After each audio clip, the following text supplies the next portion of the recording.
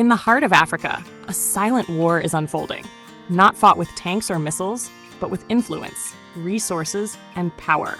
This is the new Cold War, and the Sahel is its battleground. The Sahel stretches from Senegal to Sudan. It is home to millions of farmers, herders, and traders.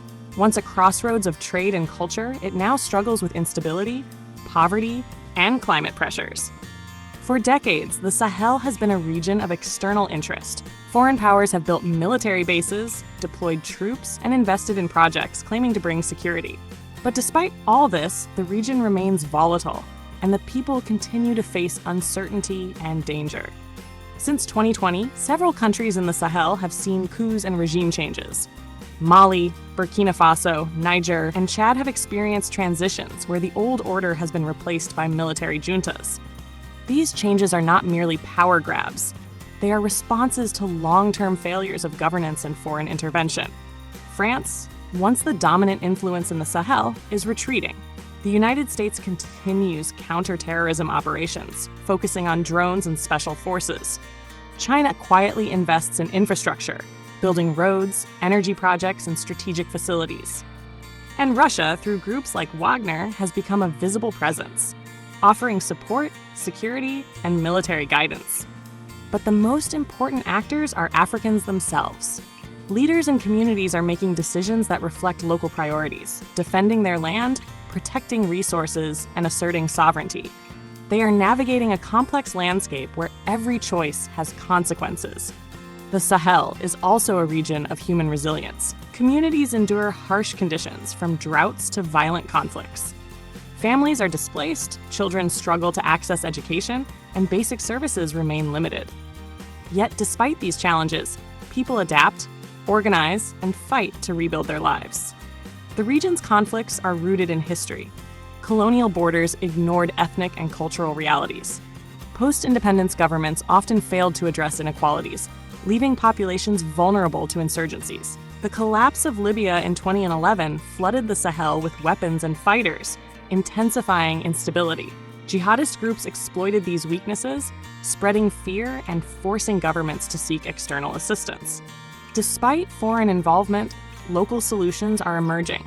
Some military juntas have taken strong action to stabilize their countries, reduce violence, and protect citizens. Communities are forming local militias, youth organizations, and governance initiatives to reclaim control over their regions. The African Union and regional bodies like ECOWAS and SADC face challenges in coordinating responses. Some call for sanctions or intervention, while others emphasize sovereignty and locally driven solutions. This tension reflects a broader debate. How can Africa resolve its crises without external domination? Economically, the Sahel is rich in resources. Gold, uranium, oil, and arable land make it a target for external powers. But these resources can also be the foundation for regional growth if managed by Africans for Africans. Strategic partnerships, fair trade agreements, and local investment are pathways to economic stability. The new dynamics in the Sahel reveal a shift in African agency. Countries are choosing allies based on their own interests. Military cooperation between Sahelian states is increasing. Regional trade and development initiatives are being prioritized over dependency on former colonial powers. The youth of the Sahel are increasingly engaged. They demand education, employment, and security. They challenge corruption and push for governance that reflects local realities. Their voices are shaping the future of the region in ways the world is only beginning to notice. Climate change adds another layer to the struggle. Droughts, desertification, and unpredictable rainfall threaten agriculture and livelihoods.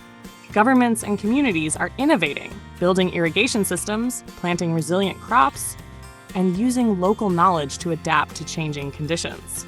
The Sahel's security landscape is complex. Insurgent groups still operate, but their influence is countered by coordinated local and regional efforts. Military juntas, when acting in the interest of stability, have sometimes successfully reduced violence and restored order. The narrative is not one of chaos alone. There are moments of progress, resilience, and African-led solutions. International powers continue to play a role. France seeks to protect its legacy. Russia seeks influence. China invests strategically. The United States balances counterterrorism priorities with global strategy. But in the end, the outcomes will be determined by Africans themselves, their leaders, communities, and institutions. The human dimension remains central. Ordinary people bear the cost of geopolitical competition. Displacement, food insecurity, and economic disruption affect millions. But ordinary Africans also innovate, resist, and rebuild. Their courage defines the Sahel as much as politics and military maneuvers.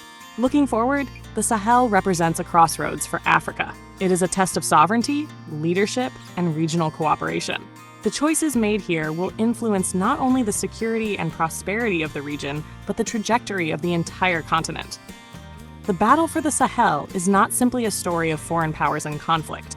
It is a story of African agency, resilience, and the ongoing struggle to determine Africa's destiny. As the Sahel stands at this critical juncture, one truth becomes clear. Africa's future will be shaped by Africans, on African terms, with African solutions. This is the new Cold War in Africa.